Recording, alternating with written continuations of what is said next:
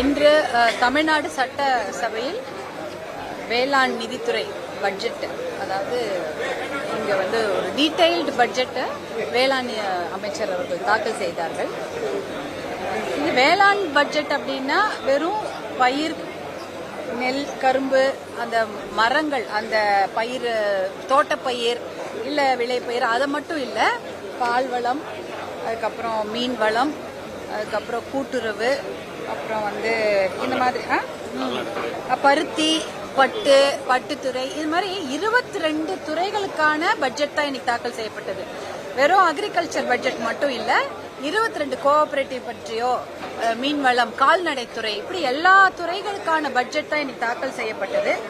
அதனால இது ஒரு டீடைல்டு பட்ஜெட்டா தாக்கல் செய்தாங்க. முதற்கண் இயற்கை விஞ்ஞானி நம்மாழ்வார் அவர்களுடைய பெயரில் பட்டய படிப்புக்கான ஒரு பல்கலைக்கழகம் ஆரம்பிக்கப்படும்னு சொல்லியிருந்தாங்க. அதுக்கு வாழ்த்துக்களை தெரிவிச்சுக்கிறோம். அவர் பெயரிலே இயற்கை விஞ்ஞானி நம்மாழ்வார் அவர்கள் பெயரில் விருது வழங்கப்படும் என்று அறிவித்திருக்கிறார்கள். அதே போல அஞ்சலை அம்மாள் அவர்கள் பெயரிலும் விருது வழங்கப்படும் அறிவிச்சிருக்கிறாங்க. அதுக்கு மனமார்ந்த வாழ்த்துக்களை தெரிவித்துக் கொள்கிறோம். ஒரு துறைக்கும் தனித்தனியா நிறைய கழகங்கள் இருக்கிறது.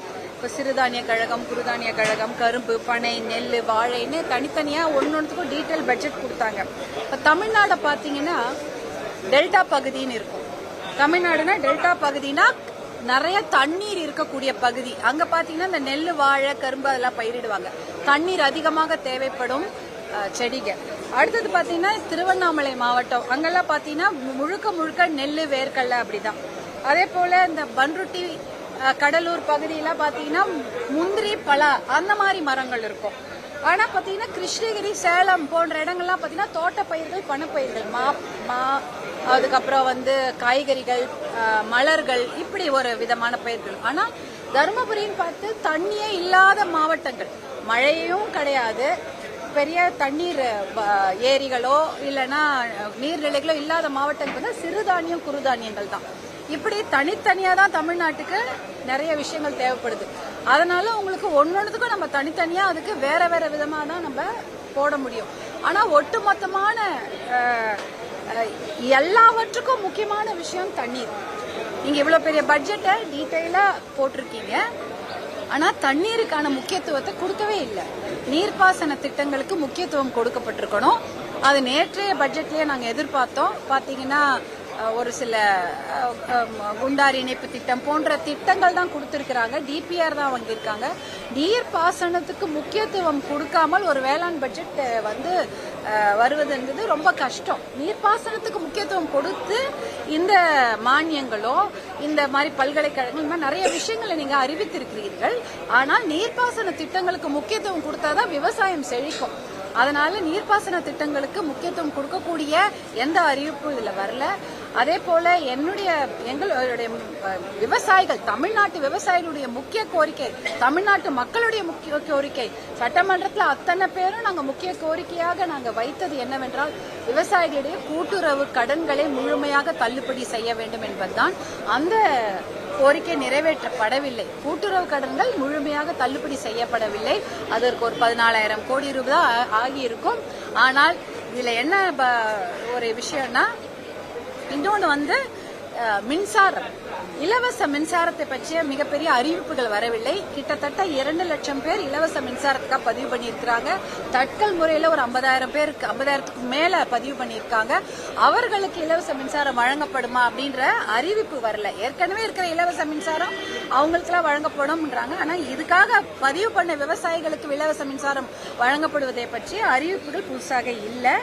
அதே சமயம் நெல், அதாவது ஒரு குவிண்டாலுக்கு அது 5,000 ரூபாய் கொடுக்க வேண்டும் என்று பாட்டாளி மக்கள் கட்சியுடைய ஒரு கோரிக்கை. அதுதான் நாங்க எலெக்ஷன் மேனிபெஸ்டோலையும் கொடுத்திருந்தோம். அதே போல ஆளுங்கட்சி அவர்களுடைய எலெக்ஷன் மேனிபெஸ்டோலையும் 3,500 ரூபாய் கொடுக்கப்படும்னு நெல்லுக்கு சொல்லியிருந்தாங்க. ஆனா அதை பற்றி அறிவிப்பு இதுல வரல. அதாவது ஒரு கொள்முதல் விலையை அரசாங்கம் தான் நிர்ணயிக்க முடியும். அந்த அரசாங்கம் கொள்முதல் விலைய பழைய அளவுக்கு தான் இருக்கு, 2,350, 2,500 ரூபாய் தான். ஆனா 3,500 ரூபாயாக உயர்த்தப்பட வேண்டும் என்ற தேர்தல் வாக்குறுதி இதுல நிறைவேற்றப்படவில்லை. அதே போல கரும்பு 5000 ரூபாய் ஒரு டன்னுக்கு கொடுக்க வேண்டும் என்பது பாட்டாளி மக்கள் கட்சியினுடைய ஒரு கோரிக்கை. இப்ப தமிழக வெற்றி கழகமும் கரும்பு ஒரு டன்னுக்கு 4500 ரூபாய் கொடுக்கப்படும் என்று அறிவித்திருந்தார்கள். அதை பற்றிய ஒரு அறிவிப்பும் இதுல வரல. அதாவது கொள்முதல் விலை கரும்புக்கும் நெல்லுக்கும் உயர்த்தப்படும் என்ற அறிவிப்பு இதுல வரல. அது ஒரு மிகப்பெரிய ஏமாற்றம் தான். அதே போல இன்னொரு விஷயம் பாத்தீங்கன்னா, நெல் கொள்முதல் நிலையங்கள் எங்க பார்த்தாலும் இப்ப நெல் கொள்முதல் நிலையங்கள். நீங்க NHல போய் பாருங்க, நேஷனல் ஹைவே, நம்ம திண்டிவனம் போறது நேஷனல் ஹைவே, அந்த ரோட்ல கூட பாத்தீங்கன்னா உங்களுக்கு வலது பக்கத்துல பெரிய இடத்துல நெல் மூட்டையெல்லாம், ஓங்கூர் டோல்கேட் பக்கத்துல நெல் எல்லாம் அடுக்கி வச்சிருக்காங்க மூட்டைகளை. ஆனா அதுக்கு மேல கூரை அமைக்கப்பட வேண்டும். நீங்க நெல் கொள்முதல் நிலையங்கள்ல முக்கியமான ஒரு விஷயம், மேல மேற்கூரை அமைத்தால்தான் இந்த நெல் மூட்டைகளை நீங்கள் சேமித்து வைத்து நீங்க அதுக்கப்புறம் பப்ளிக் டிஸ்ட்ரிபியூட் பிடிஎஸ்க்கு அனுப்புவீங்க. ஆனா தார்பாய் கொடுக்கறதா சொல்லியிருக்காங்க. அதுல என்ன அது ஒரு அந்த திட்டம் எந்த அளவுக்கு பயனளிக்கும் என்று நம்ம இனிமேல் தான் பார்க்கணும். ஆனா நெல் கொள்முதல் நிலையங்களுக்கு முதலில் கூரை அமைத்திருக்க வேண்டும். அப்படி அமைத்தால்தான் அங்க கொண்டு விவசாயிகள் கொடுக்கப்படும் நெல்லை பாதுகாக்க முடியும். அந்த மாதிரி அறிவிப்பும் அங்க வரவில்லை. இதெல்லாம் ஒரு விஷயமா நாங்க பாக்குறோம். அதே சமயம் பாத்தீங்கன்னா, நம்மளுடைய நேற்றைய பட்ஜெட் 5 லட்சம் கோடி கிட்ட அறிவித்திருக்கிறார்கள். அதுல 70,000 கோடி வட்டிக்கு மட்டுமே போகிறது. மூலதன செலவு ஒரு 55,000 கோடி அவ்வளவுதான் போகுது. இன்னைக்கு 5 லட்சம் கோடி பட்ஜெட்ல விவசாய பட்ஜெட்னு பாத்தீங்கன்னா அது 14,000 கோடி. 5 லட்சம் கோடியில விவசாய பட்ஜெட் வெறும் 14,000 கோடி. இந்த அனைத்து துறைகள் 22 துறைகளையும் சேர்த்து, மீன்வளம், பால்வளம், பருத்தி, அப்புறம் கால்நடைத்துறை, இப்படி அனைத்து துறைகளும் சேர்த்து 22 துறைகளும் சேர்த்து 58,000 கோடி தான் பட்ஜெட்.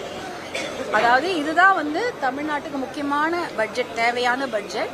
இதுல வெறும் 58,000 கோடி தான் பட்ஜெட்டுடைய மொத்த கூட்டு, அதாவது ஒரு அளவு. அதுலயும் வேளாண் துறைக்கு 14,000 கோடி தான்.